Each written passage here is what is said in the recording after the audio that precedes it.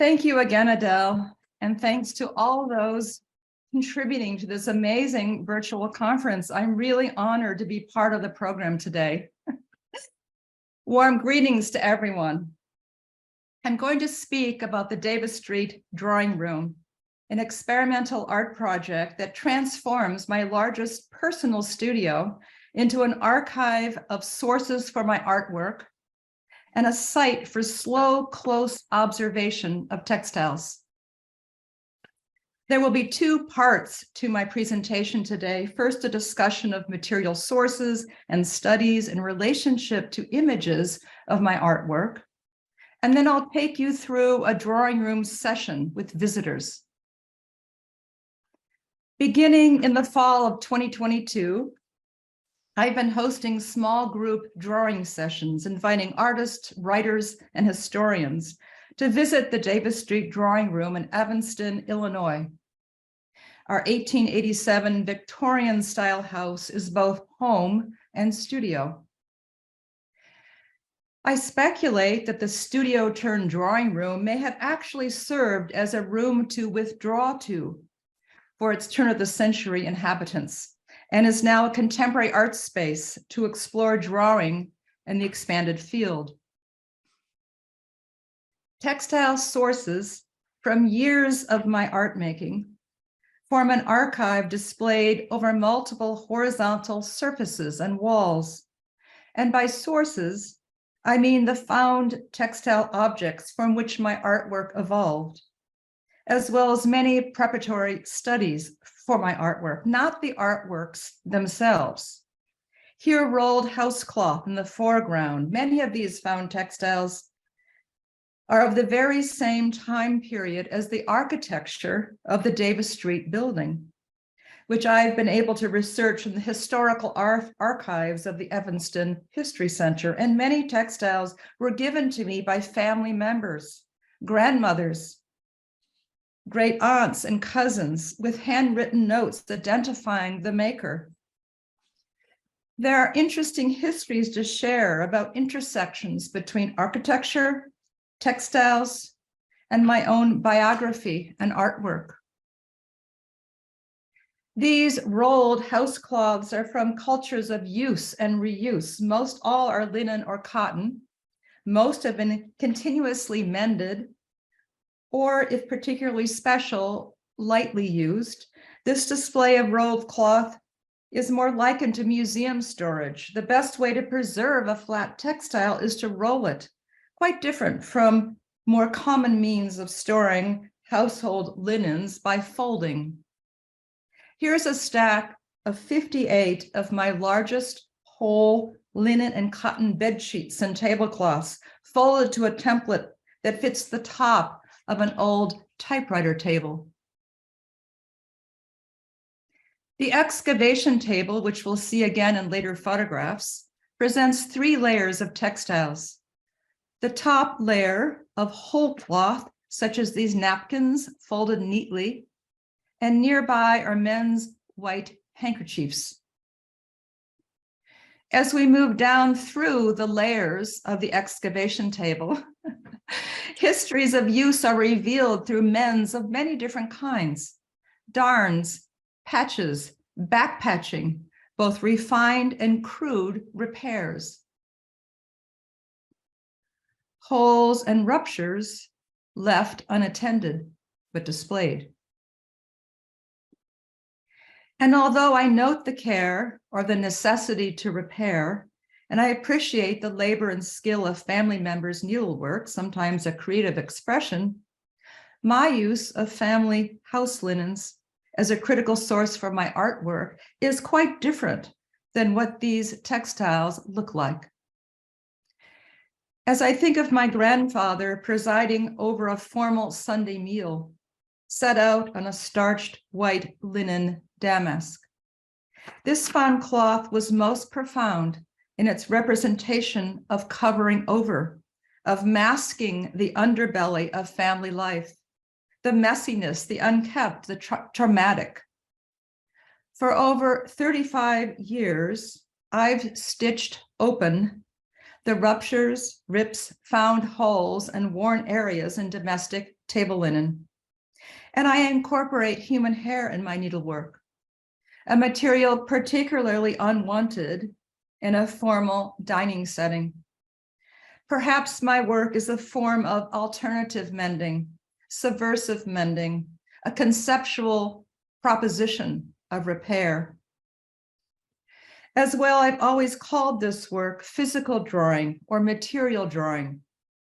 I'll next show images of my own artwork that utilize these family textiles.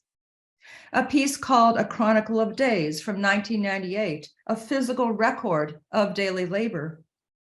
I began stitching single marks or spots into linen fragments.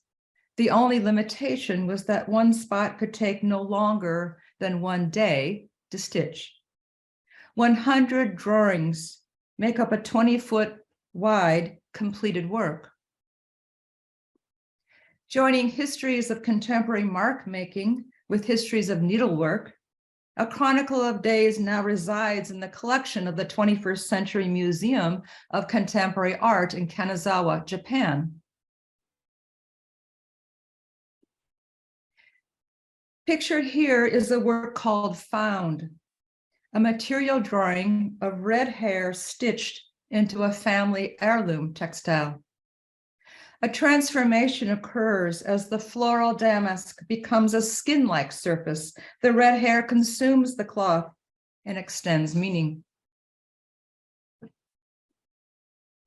This stitch project called Dispersions was first shown in my Chicago gallery, Rona Hoffman. My maternal grandmother was a seamstress out of need in an early part of her life, and she would tear and hem napkins from large, worn damask tablecloths. Related to that tradition, I also tear from large cloths, but I tear out the parts with wear and holes, so imperfection is a starting point.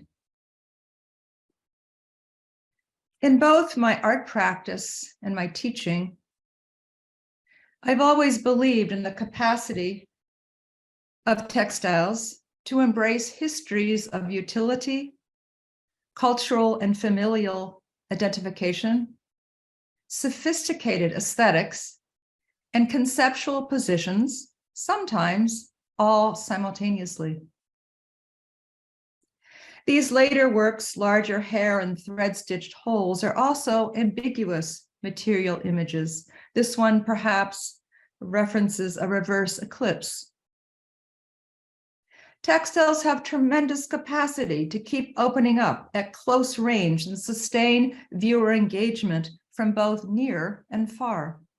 Both a micro and a macro perspective, an idea that has been critical in my artwork, in my teaching, and in the Davis Street drawing room, which we will now return to. Another large display in the drawing room is found lace, both machine and handmade. And this lace is from all over the world. There's new-made lace from San Francisco's Chinatown, Victorian lace from London flea markets. There's high-end Belgian and French commercial lace. And then there's lace from lingerie and hat veiling and stocking mesh. And if it wasn't black, I dyed it black, privileging the graphic potential of linear textile structures. I think of these laces as architectures and as interconnected and interdependent networks, each with a unique form vocabulary.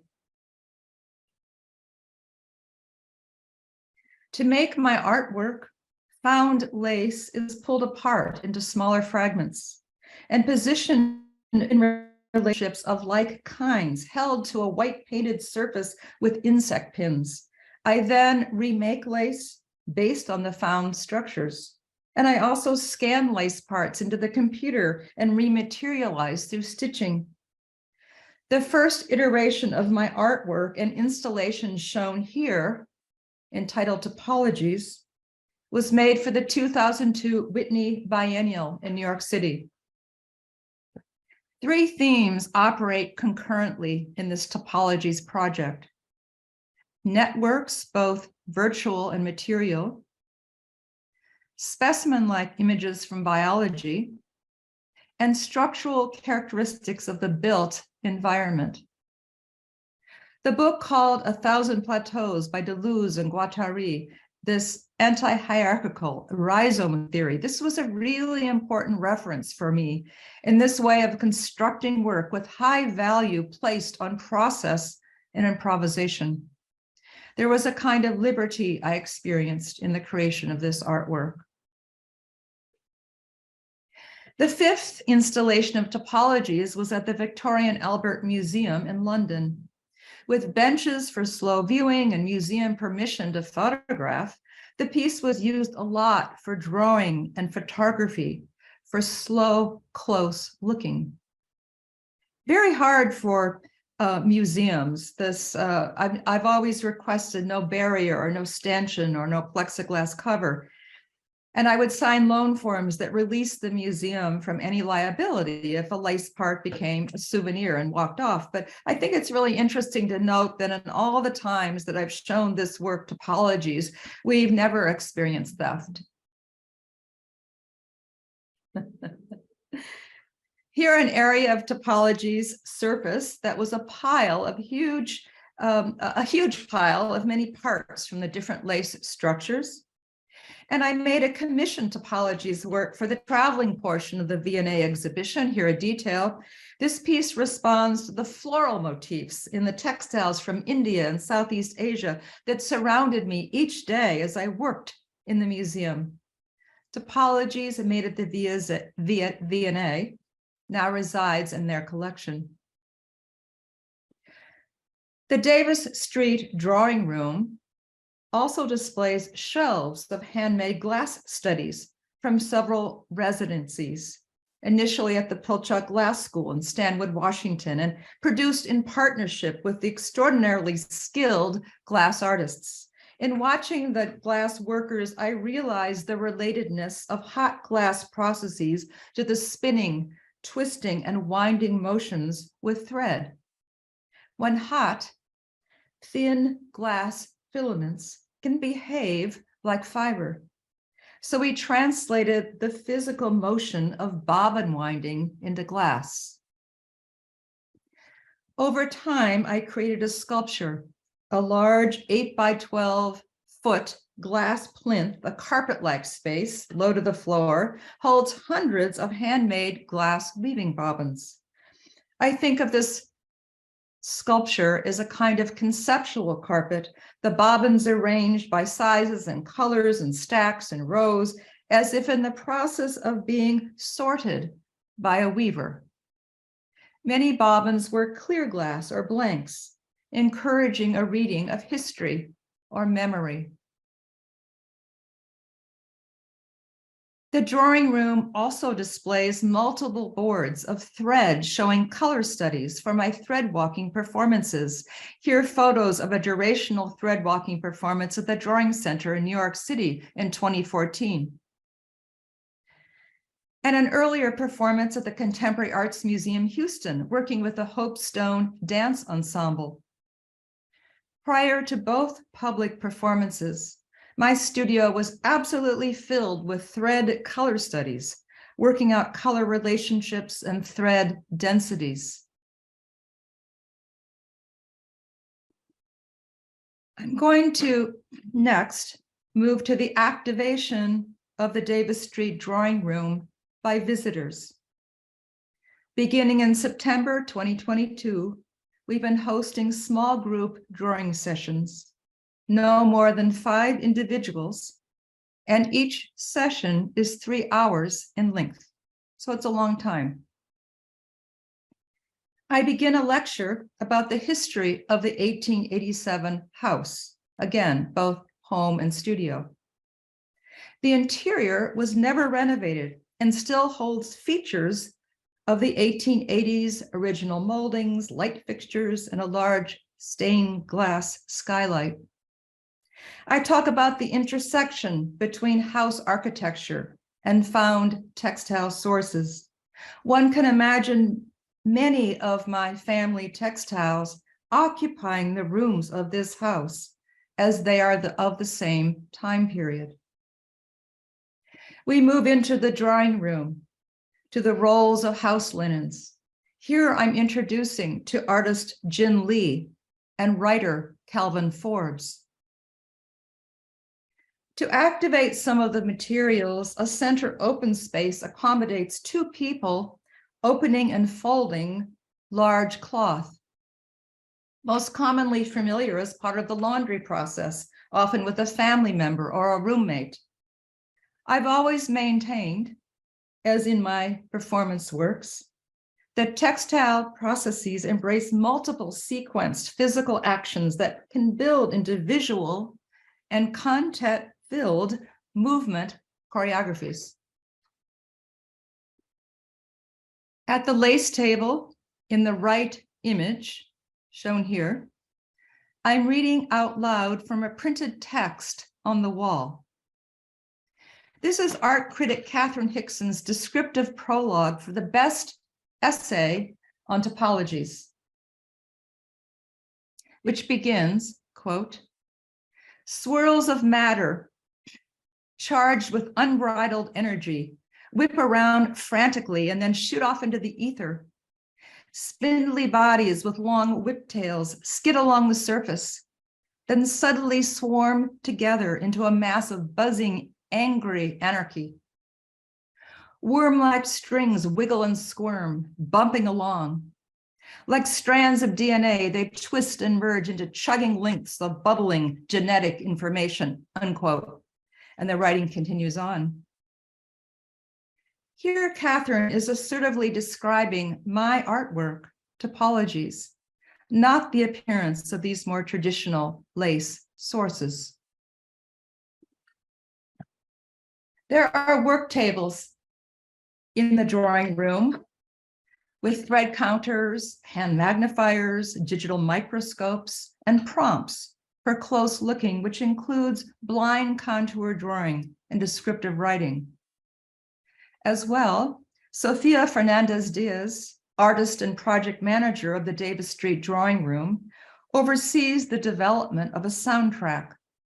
We ask if visitors wish to hear music played lightly in the space, which includes contemporary composers like Steve Reich and Phil Glass, as well as Ravi Shankar and his genre of music that prepares one for meditation. Sometimes sound contributes to focus as one prepares for individual time for slow, close looking, drawing, writing, reading, or research. Papers, drawing tools, and hands-on lace cuts and white cloth scraps are available. Sometimes visitors bring a stool over to the displays for drawing and close looking, or pull a book from the libraries positioned throughout the drawing room. On the left are catalogs relating to my art use of sources in the drawing room archive. And on the right is one very subjective, small library, including textile histories, artist monographs, an essay by conservator Isaac Facio in the Art Institute's Igshawn Adams exhibition catalog, a book called The Object of Labor, Art, Cloth, and Cultural Production, produced by the Fiber and Material Studies Department at my school, Joan Livingstone, John Pluth editors, Shari Tishman's Slow Looking book, a selection of material culture studies, philosophy, and theory. The way in which the focus of slow, close observation opens to complexity, critical thinking, and invention is the primary thesis of the drawing room experience. When magnified, a continuous cloth surface reveals thread lines with physical characteristics of texture and spin direction and structural interlacements. That which might be dismissed as ordinary and everyday in a scrap of white cloth or a bit of lace opens to other worlds through magnification.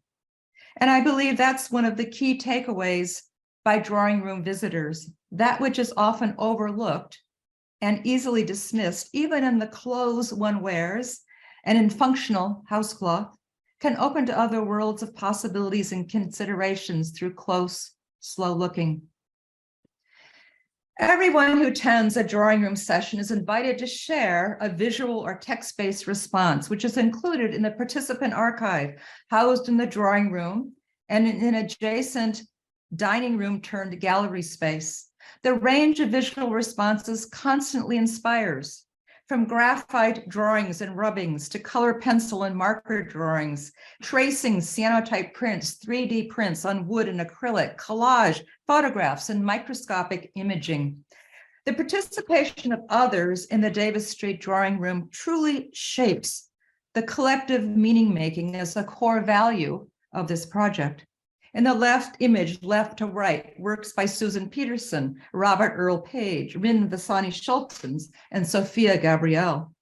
Here, Sofia Fernandez Diaz is photographing and cataloging participant contributions to the archive. Let's look at a few more visual responses. The left two drawings are by Tina Peterson, and the right by Monica Piplotti. On the left is a drawing by Rita Grandes, and also on the right by Rita, a folded stack, a drawing of the folded cloth stack. On the left is a fine ink drawing by Quentin Callion, and then on our right, a pencil drawing on black paper by C.J. Mattia. When Sophia and I went to catalog this Mattia drawing, we thought they had left an actual scrap, an actual textile scrap of cloth. The drawing was so finely, so incredibly rendered and realistic, the result of a steady and a steady hand and very, very slow, close looking. Two photographs by Lynn Heller showing magnification devices. Lynn was part of a research team from Toronto that visited the drawing room. Using the digital microscope, Georgina Van Verdi shared a group of computer manipulated images.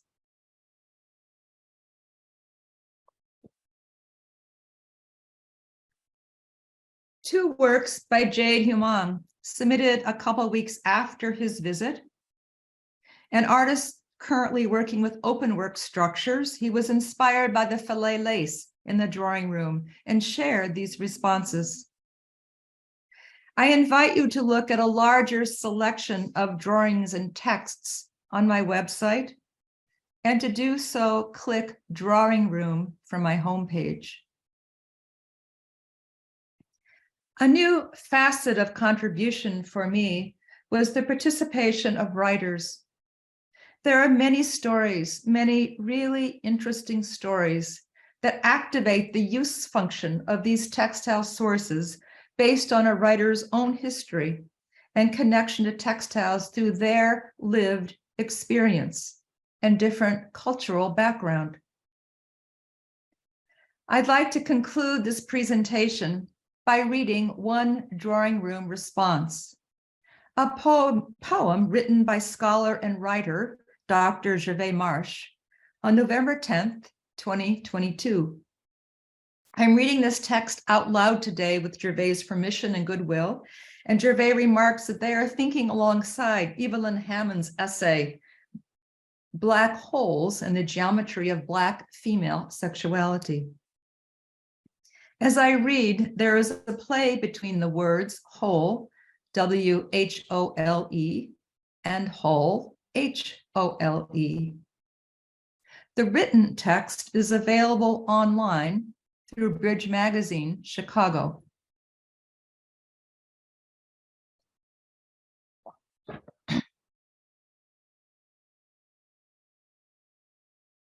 Whole by Gervais Marsh. There are so many holes, areas perpetually coming undone. It is loss and also nascent openings. Pieces intertwine through ever-shifting circumstances, and by the same processes, they disintegrate, leaving holes of what once was, and perhaps glimpses of what could be.